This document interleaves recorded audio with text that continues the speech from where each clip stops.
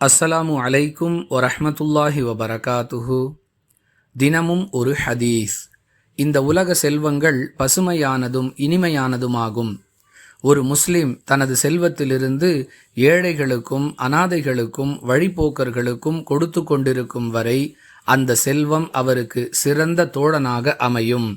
யார் இந்த செல்வத்தை முறையின்றி பெற்றுக்கொள்கிறாரோ அவர் உண்ட பிறகும் வயிறு நிரம்பாதவரை போன்றவராவார்.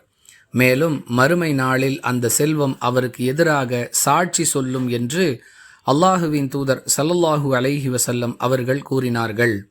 அறிவிப்பவர் அபூ சயீத் அல் குத்ரி ரலியல்லாஹு அன்ஹு.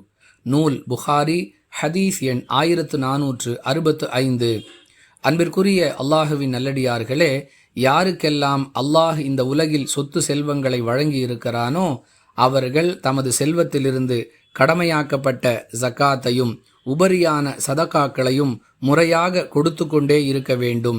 எதுவரை அவர் நல்லவிதமாக வழங்கி கொண்டிருக்கிறாரோ அதுவரை அந்த சொத்தும் செல்வமும் அவருக்கு உற்ற தோழனாக இருக்கும். மாறாக யார் இவ்வாறு வழங்கவில்லையோ அவருக்கு எதிராக அந்த செல்வமே மறுமை நாளில் சாட்சி கூறும்.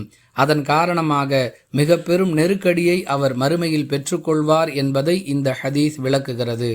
அல்லாஹுவின் மீது நம்பிக்கை வைத்தவர்களாகவும் அவன் மீது அச்சம் கொண்டவர்களாகவும் மனிதர்கள் தங்களுடைய செல்வங்களோடு உறவாட வேண்டுமே தவிர சர்வசதா காலமும் இந்த உலகத்திலேயே நாம் இருக்க போகிறோம் என்ற எண்ணத்தில் அந்த செல்வத்தையே வாழ்க்கையின் லட்சியமாக கொள்ளாமல் அல்லாஹும் அவனுடைய தூதரும் வழிகாட்டிய அடிப்படையில் பிறருக்கு கொடுத்து மகிழ வேண்டும்.